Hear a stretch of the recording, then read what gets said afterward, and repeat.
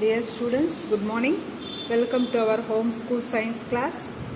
இன்னைக்கு நம்ம force and மோஷனில் பார்க்க போகிற டாபிக் வந்து ஆவரேஜ் ஸ்பீடு. இப்போ உங்களுக்கு வந்து அந்த ஆமை முயல் கதை தெரியும் இல்லையா? ஒரு ரன்னிங் ரேஸ் வச்சாங்க, ஆமையும் ஓடிச்சு முயலும் ஓடிச்சு, கடைசியில் எது வின் பண்ணுச்சு? ஆமை வின் பண்ணுச்சு அப்படின்னு படிச்சிருக்கோம் இல்லையா? அப்போ ஆமை ஃபாஸ்ட்டாக போச்சா முயலை விட?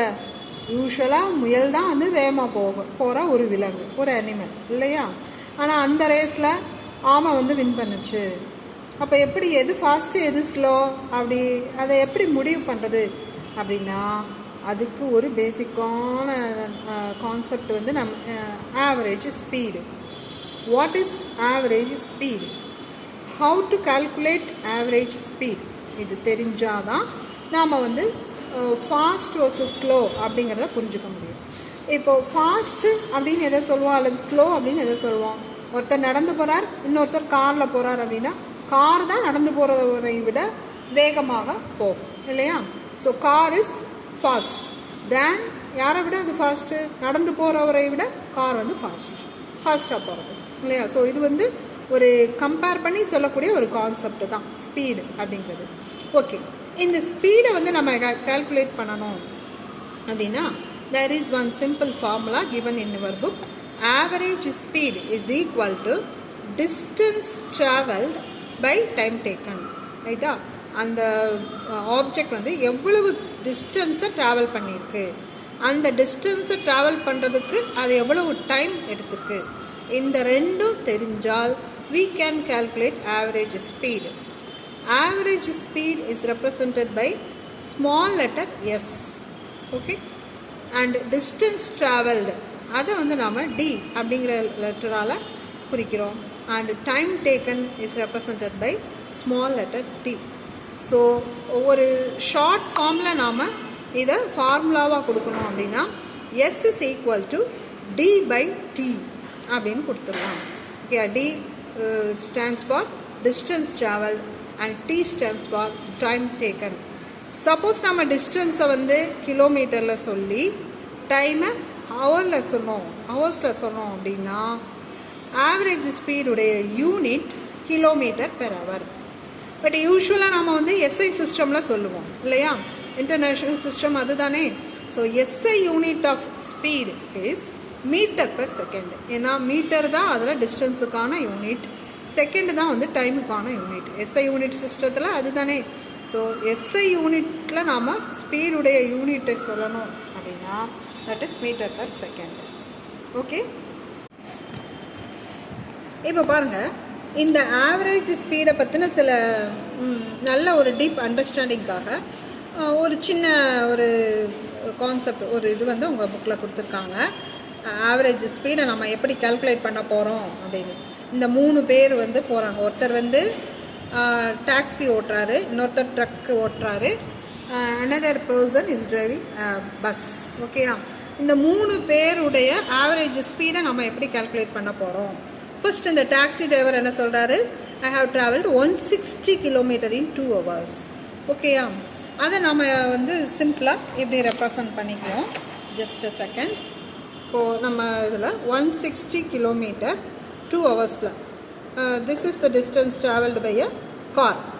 ஓகே, அடுத்தபடியாக பஸ் டிரைவர் இருக்கார். நெக்ஸ்ட் வந்து இந்த பஸ் டிரைவர், அவர் என்ன ஸ்டேட்மெண்ட் சொல்கிறாரு? I have travel 200 kilometre in 4 hours. அது நாம் இப்படி ரெப்ரசன்ட் பண்ணிக்குவோம் இல்லையா? ஒரு சின்ன லைன் போட்டுக்குவோம், தட் இஸ் ஃபார் பஸ். அவர் வந்து என்ன பண்ணியிருக்கிறாரு? 200 கிலோமீட்டர்ஸை 4 ஹவர்ஸில் க்ராஸ் பண்ணியிருக்காரு. சரி, இந்த ட்ரக் என்ன சொல்கிறாரு? ட்ரக் டிரைவர் என்ன சொல்கிறாரு? I have travel 300 kilometre in 5 hours அப்படின்னு சொல்கிறார் இல்லையா? ஸோ அந்த ட்ரக் டிரைவர் வந்து 300 கிலோமீட்டர் டிஸ்டன்ஸை 5 ஹவர்ஸில் க்ராஸ் பண்ணியிருக்காரு.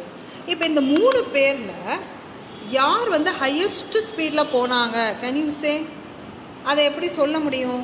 அதை சொல்லணும் அப்படின்னா நம்ம வெறும் இவங்க சொன்னதை வச்சு இவர் 300 கிலோமீட்டர் போயிட்டாரு, அப்படி இவர் 200 தான் போயிருக்காரு, இவர் 160 தான் போயிருக்காரு, இதெல்லாம் வச்சு நம்ம ஃபைனலைஸ் பண்ணவே முடியாது. we have to calculate average speed இல்லையா? 3க்குமே, காருக்கும் சரி ட்ரக்குக்கும் சரி பஸ்ஸுக்கும் சரி மூணுக்கும் ஆவரேஜ் ஸ்பீடை கால்குலேட் பண்ணணும். கால்குலேட் பண்ணினா தான் இந்த மூணில் எது ஃபாஸ்ட்டு எது ஸ்லோ அப்படிங்கிறத நாம் தெரிஞ்சுக்க முடியும். ஓகேயா? இப்போ நம்ம கால்குலேட் பண்ணி பார்ப்போமா? கால்குலேட் பண்ணுறதுக்கு we have one formula with us இல்லையா?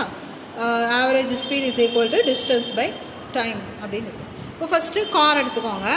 இந்த டிஸ்டன்ஸ் ட்ராவல் வந்து 160 கிலோமீட்டர், டைம் வந்து 2 hours.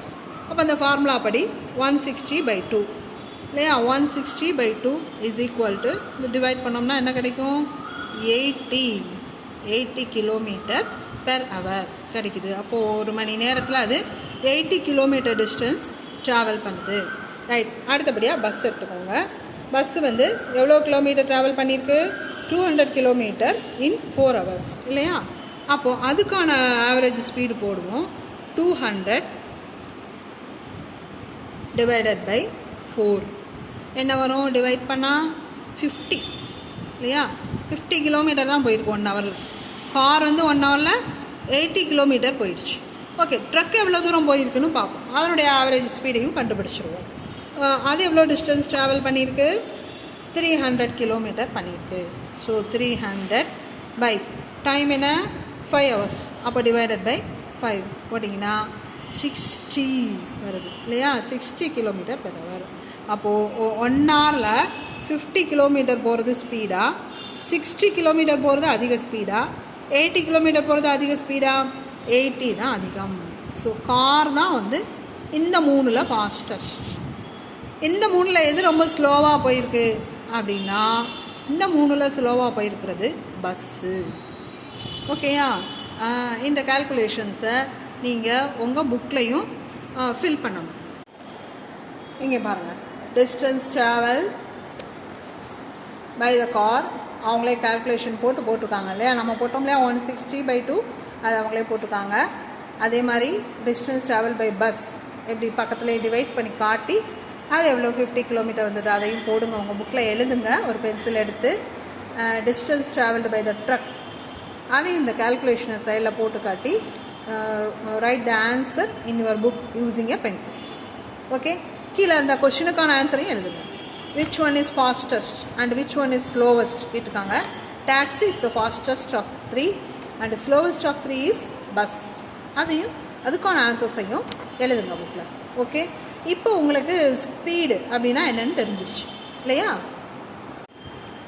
ஸ்பீடு அப்படிங்கிறது என்னன்னா the distance traveled by an object in unit time is called the average speed of an object.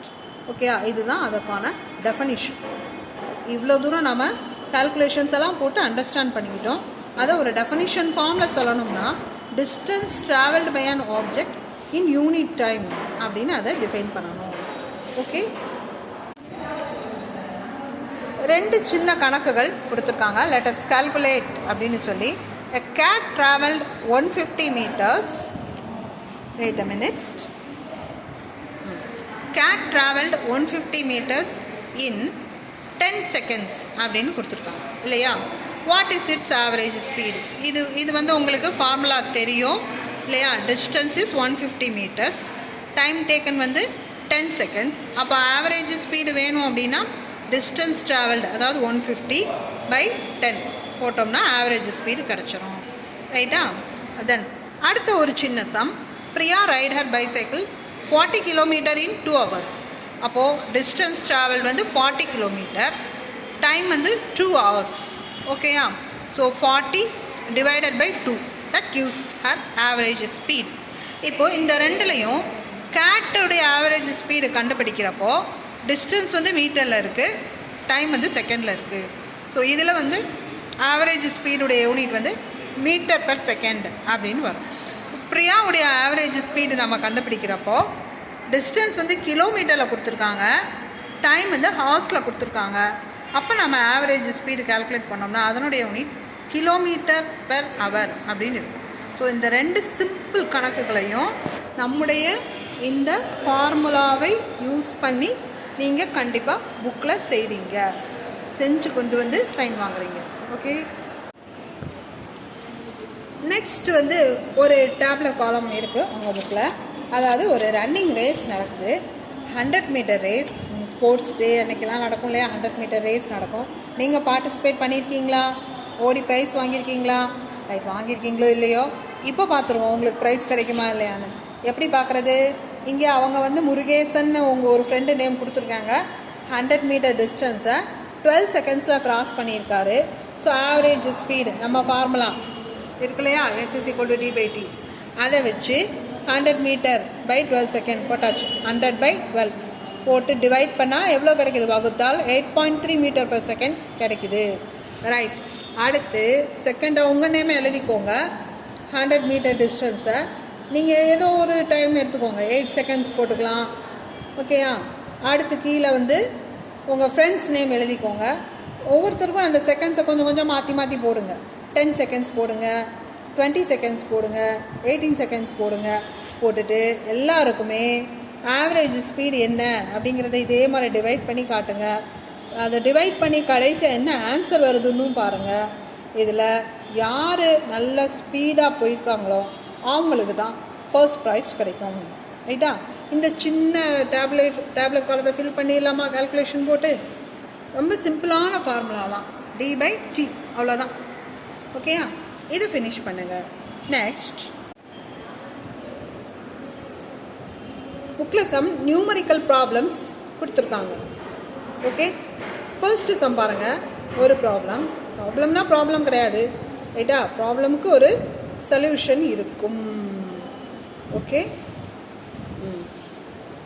if you travel 10 kilometers in 2 hours, your speed is.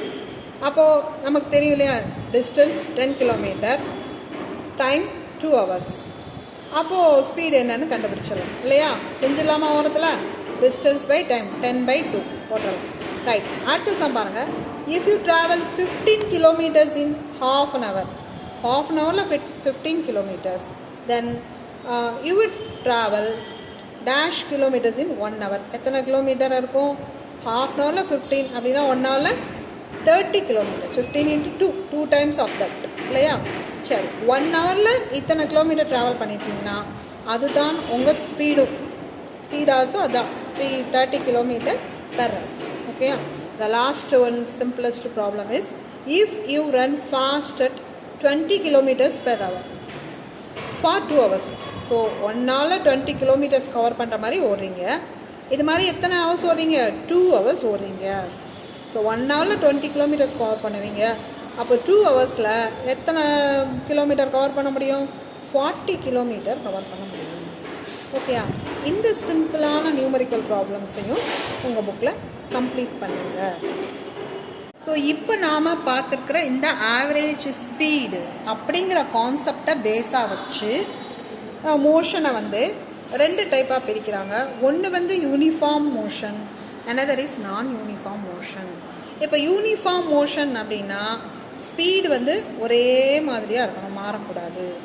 நான் uniform மோஷன்னா வேறு different ஸ்பீடில் போகலாம். ஓகேயா? இப்போ நீங்கள் ஒரு பஸ் ஏறி உட்காருறீங்க. பஸ் வந்து ஒரே ஸ்பீடில் ஒரே மாதிரி போயிட்டுருக்குமா? ஃபஸ்ட்டு ஸ்டார்ட் பண்ணுறப்போ அது 30 kilometers per hour அந்த மாதிரி போச்சுன்னா அது எப்போவுமே அப்படியே தான் போகுமா? டிராஃபிக்கெல்லாம் அதிகமாக வரப்போ ஸ்லோ டவுன் ஆகும், ஸ்டாப்பிங்ஸ் வரப்போ நிற்கும். திரும்ப சில நேரங்களில் ஒரே நல்ல ரோடு ஃப்ரீயாக இருக்கிறப்போ ஒரே யூனிஃபார்மாக போகும் இல்லையா? அது மாதிரி அப்பப்போ அதனுடைய ஸ்பீடு மாறிக்கிட்டே இருந்துச்சுன்னா அது நான் யூனிஃபார்ம் மோஷன். அப்படி இல்லாமல் எந்த இடைஞ்சலும் இல்லாமல் ரோட்டில் ஃப்ரீயாக ஒரே ஸ்பீடில் மாறாமல் போய்கிட்டே இருந்துச்சுன்னா அது யூனிஃபார்ம் மோஷன். ஓகே, ஸோ இந்த ஸ்பீடை பேஸாக வச்சு 2 டைப்பாக பிரிக்கலாம், யூனிஃபார்ம் அண்ட் நான் யூனிஃபார்ம் மோஷன். இப்போ நாம் இந்த லெசனில் மோஷனை பற்றி பார்த்த எல்லா கான்செப்டையும் இந்த ஒரு மைண்ட் மேப்பில் நல்லா அழகாக சம்மரைஸ் பண்ணியிருக்காங்க. பேஸ்ட் ஆன் பாத் இதை 6 டைப்ஸாக பிரிச்சுருக்காங்க. Based on duration, periodic and non periodic motion 2 டைப்பாக பிரிச்சுருக்காங்க. Based on speed, uniform and non uniform motion அப்படின்னு பிரிச்சுருக்காங்க. ஸோ நம்ம பார்த்த எல்லா கான்செப்டும் இப்போ இந்த மேப்லேயே வந்துருச்சு. Okay, with that the lesson comes to an end. We will meet again in the next class with some interesting information about robots. Okay students, bye.